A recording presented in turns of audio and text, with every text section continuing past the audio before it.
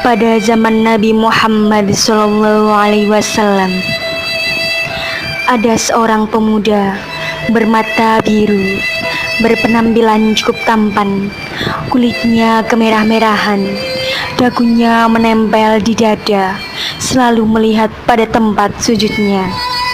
Tangan kanannya menumpang pada tangan kirinya, ahli membaca Al-Quran. Pakaiannya hanya dua helai sudah kusut, yang satu untuk penutup badan dan yang satunya untuk selendangan. Tiada orang yang menghiraukan, tak dikenal oleh penduduk bumi, akan tetapi sangat terkenal di langit. Uwais Al-Qarni sebutannya. Dia adalah seorang anak yatim. Bapaknya sudah lama meninggal dunia. Ia hidup bersama ibunya yang telah tua lagi lumpuh. Bahkan mata ibunya telah buta.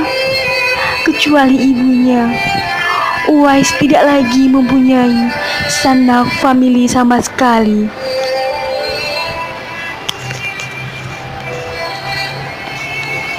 Ibu, engkau adalah pintu menuju surgaku. Hidupku adalah mengabdi kepadamu. Iya anakku, semoga hidupmu selalu berada dalam ridhonya.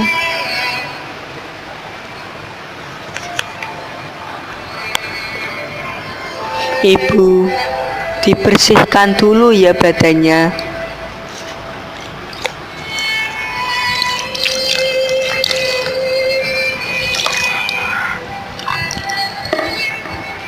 Iya nak.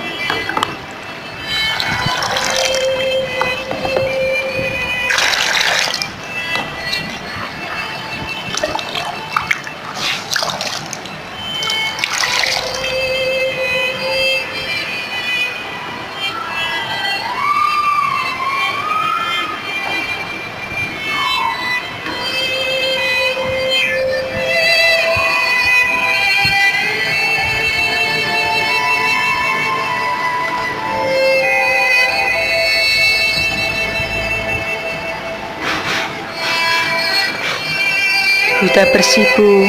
Sekarang Uwas masak dulu untuk Ibu.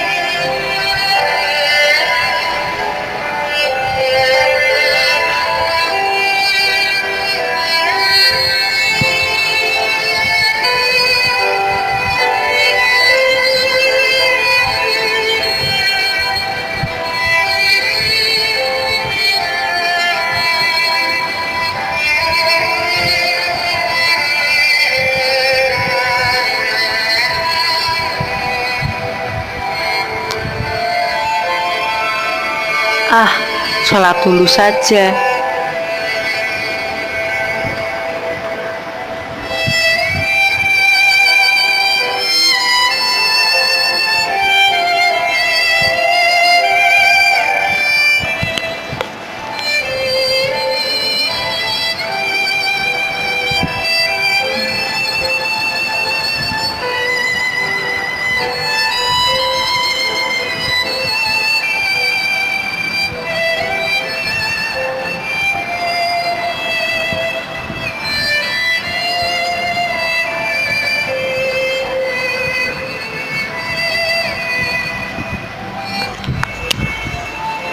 Ibu, sekarang kita hanya punya bubur saja. Tidak apa-apa anakku, itu rezeki kita hari ini.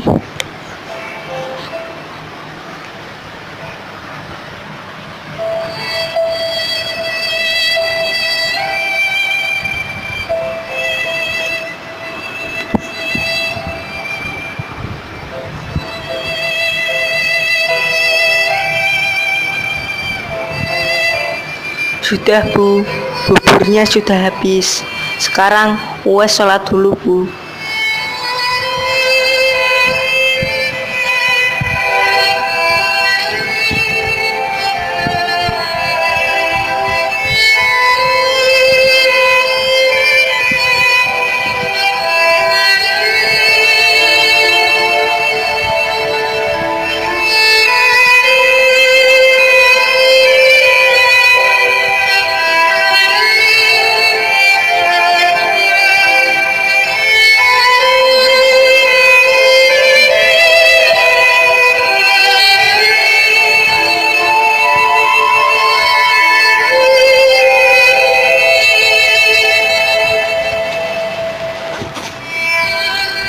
Dalam kehidupannya sehari-hari, Uwais Al-Qarni bekerja mencari nafkah dengan mengembalakan domba-domba orang pada waktu siang hari, serta bermunajat di malam hari. Upah yang diterimanya cukup untuk menafkahi ibunya. Bila ada kelebihan, terkadang ia pergunakan untuk membantu tetangganya yang hidup miskin dan serba kekurangan seperti dia dan ibunya.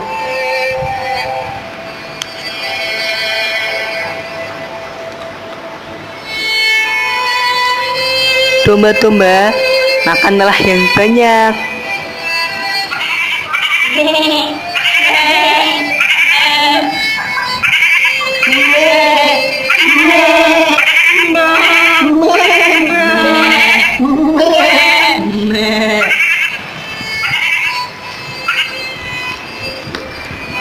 Alangkah sedih hati Uwais setiap melihat tetangganya yang baru datang dari Madinah.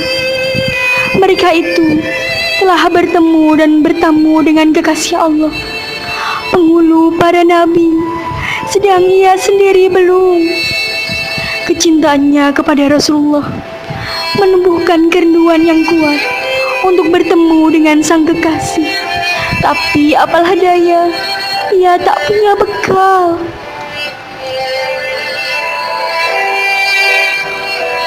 Ya Allah, aku ingin sekali berjumpa dengan kekasihmu.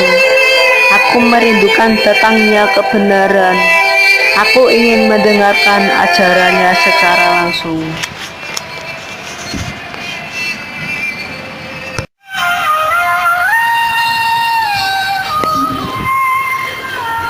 Hari berganti dan musim berlalu, dan kerinduan yang tak terbendung membuat hasrat untuk bertemu tak dapat dipendam lagi.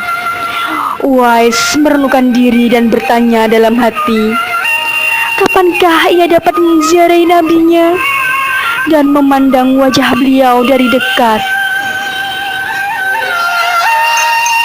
Kapan ya Allah? Kapankah? Akhirnya Uwais mengeluarkan isi hatinya dan memohon izin kepada ibunya agar diperkenankan pergi menziarahi Nabi di Madinah. Sang ibu, walaupun telah uzur, merasa terharu ketika mendengar permohonan anaknya. Ibu, aku ingin sekali bertemu dengan Rasulullah. Aku ingin mendengarkan ajarannya secara langsung. Aku mohon rindumu, Bu.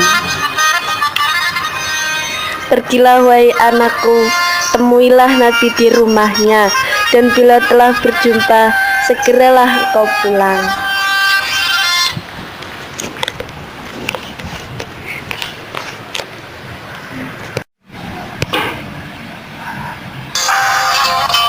Dengan rasa gembira, ia berkemas untuk berangkat dan tak lupa menyiapkan keperluan ibunya.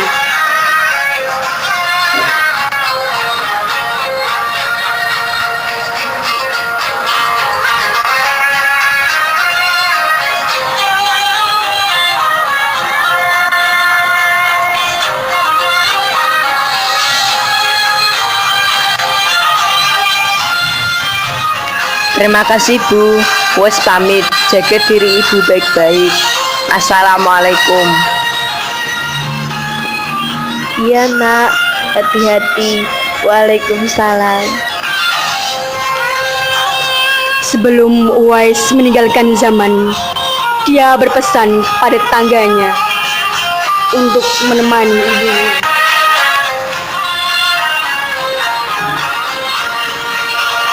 Assalamualaikum. Permisi, Bu. Maaf mengganggu. Saya minta tolong untuk menemani ibu saya selama saya pergi. Baiklah, akan kami ingat pesanmu. Jika kami lupa, bukan salah kami.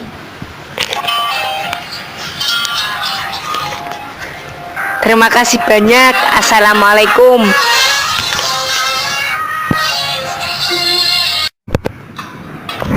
Berangkatlah Uwais menuju Madinah yang berjarak kurang lebih 400 km dari Zaman. Medan yang begitu ganas dilaluinya. Tak peduli penyamun gurun pasir, bukit yang curam, gurun pasir yang luas yang dapat menyesatkan, dan begitu panas di siang hari, serta begitu dingin di malam hari. Semuanya dilalui demi bertemu dan dapat memandang sepuas-puasnya paras baginda yang selama ini dirindukannya.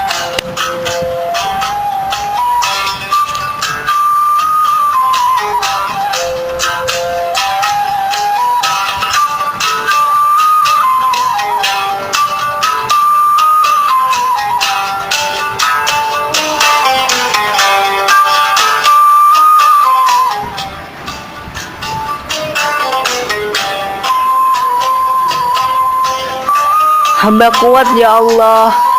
Bagaimana dengan ibuku? Hamba kuat ya Allah. Bagaimana dengan ibuku? Hamba kuat ya Allah. Bagaimana dengan ibuku?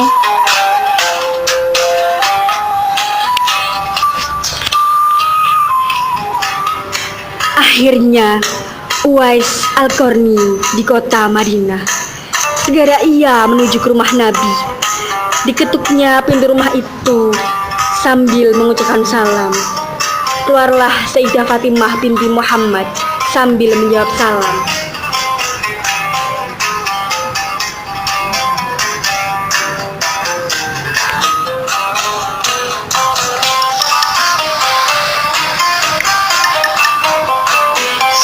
Assalamualaikum. Waalaikumsalam.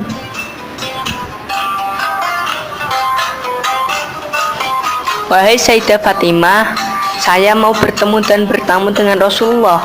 Apakah beliau ada di rumah? Maafkanlah saya wahai pemuda. Beliau sekarang sedang berada di medan perang.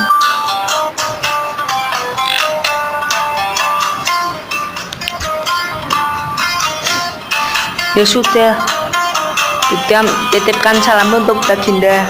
Saya pamit pulang dulu. Assalamualaikum. Waalaikumsalam.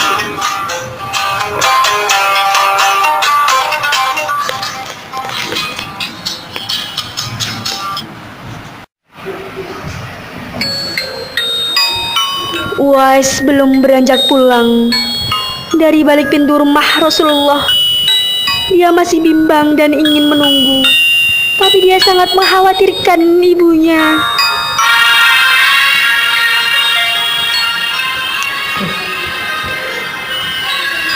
Bagaimana ini? Apakah saya harus pulang? Kapan saya pulang? Apakah saya harus menunggu? Bagaimana dengan ibuku? Bagaimana ini? Apakah saya harus pulang? Kapan saya pulang? Apakah saya harus menunggu? Bagaimana dengan ibuku? Bagaimana ini? Apakah saya harus pulang? Kapan saya pulang? Apakah saya harus menunggu? Bagaimana dengan ibuku?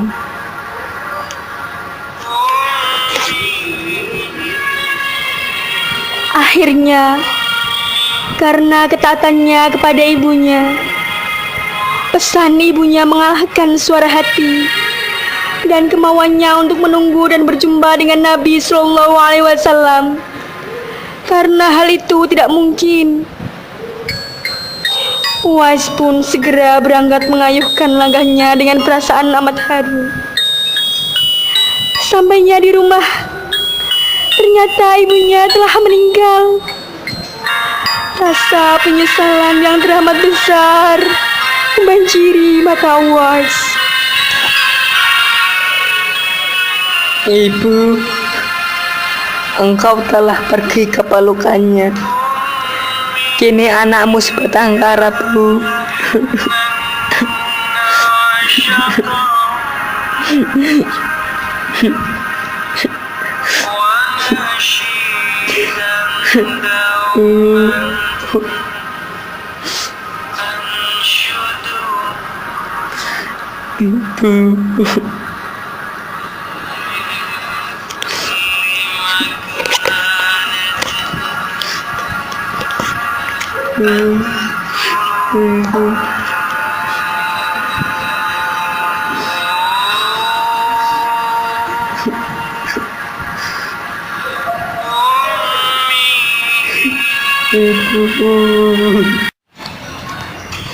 Tahun terus berjalan dan tak lama kemudian Nabi wafat, hingga kekhalifahan Abu Bakar telah diestafetkan kepada Khalifah Umar bin Khattab.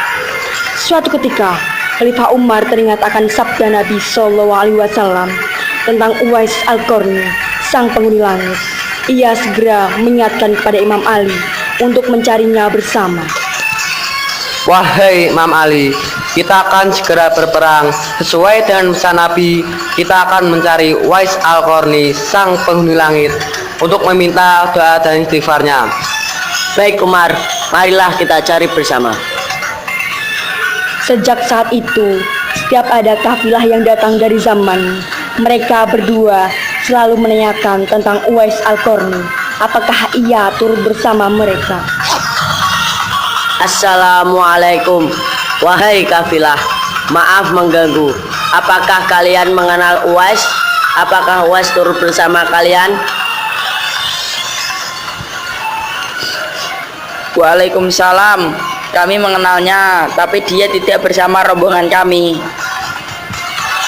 Terima kasih banyak. Assalamualaikum. Waalaikumsalam. Buat apa mencari si fakir yang tak berguna itu? Jangan-jangan dia. Rombongan kafilah dari zaman menuju Sam silih berganti, membawa barang dagangan mereka. Assalamualaikum, wahai kafilah. Maaf mengganggu. Apakah kalian mengenal Uwais? Apakah Uwais turut bersama kalian? Waalaikumsalam. Kami mengenalnya, tapi dia tidak turut bersama rombongan kami. Terima kasih banyak. Assalamualaikum. Waalaikumsalam. Buat apa mereka mencari Uwais?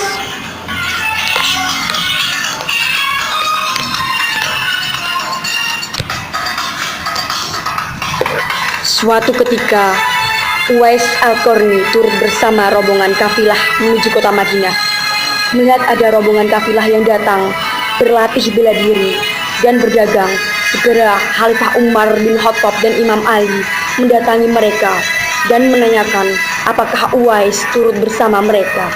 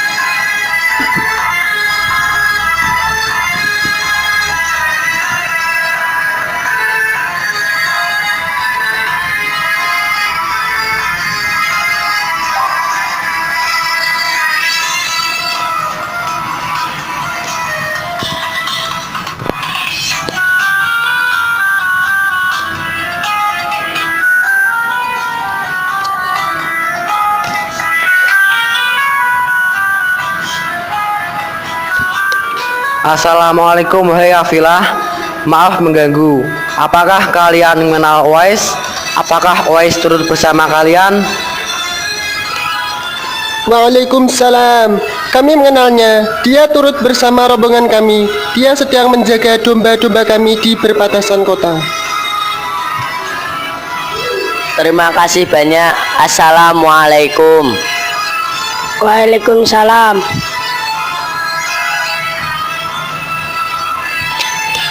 Mendengar jawaban itu, mereka bergegas menemui Uwais.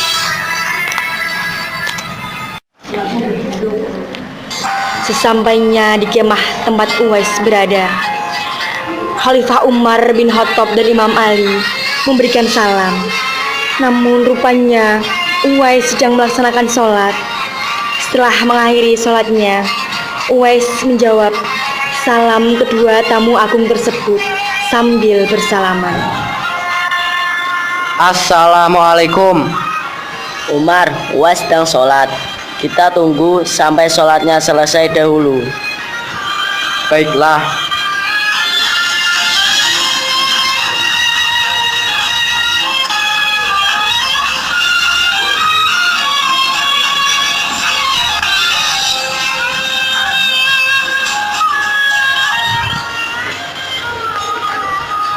Waalaikumsalam. Sewaktu berjabatan, Khalifah Umar segera membalikkan telapak tangan Uwais untuk membuktikan sabda Nabi memang benar. Dia penghuni langit. Siapakah nama saudara? Abdullah. Kami juga Abdullah, yakni hamba Allah. Tapi siapa namamu yang sebenarnya? Nama hamba Uwais Al-Qarni. Mengapa kamu baru ikut rombongan? Ibu saya baru saja meninggal dunia. Itulah sebabnya saya baru bisa turut bersama rombongan kafilah dagang ini. Inna lillahi wa inna ilaihi raji'un. Maafkan kami, Uwais. Tidak apa-apa. Akhirnya, Khalifah Umar dan Imam Ali memohon agar Uwais berkenan untuk mendoakan untuk mereka. Tapi Uwais enggan. Uwais, kami mohon doakan kami. Hambalah yang seharusnya meminta doa kepada baginda yang selalu bersama Rasulullah. Sedangkan hamba belum pernah melihatnya sekalipun. Kami datang ke sini untuk meminta doa dan istighfar dari Anda. Karena desakan kedua sahabat ini, Uwais Al-Qarni mengangkat kedua tangannya, berdoa dan membacakan istighfar. Setelah itu, Khalifah Umar berjanji untuk menyumbangkan uang negara dari Baitul Mal kepada Uwais untuk jaminan hidupnya. Segera saja Uwais menolak dengan halus.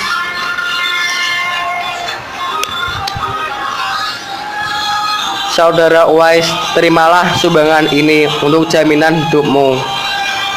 Terima kasih baginda, hamba tidak bisa menerimanya. Hamba mohon supaya hari ini saja hamba diketahui orang, dan hari-hari selanjutnya biar hamba yang fakir ini tidak diketahui orang lagi. Baiklah, kami pamit dulu. Assalamualaikum. Waalaikumsalam. Sejak kejadian itu, nama Uwais kembali tenggelam, tak terdengar beritanya.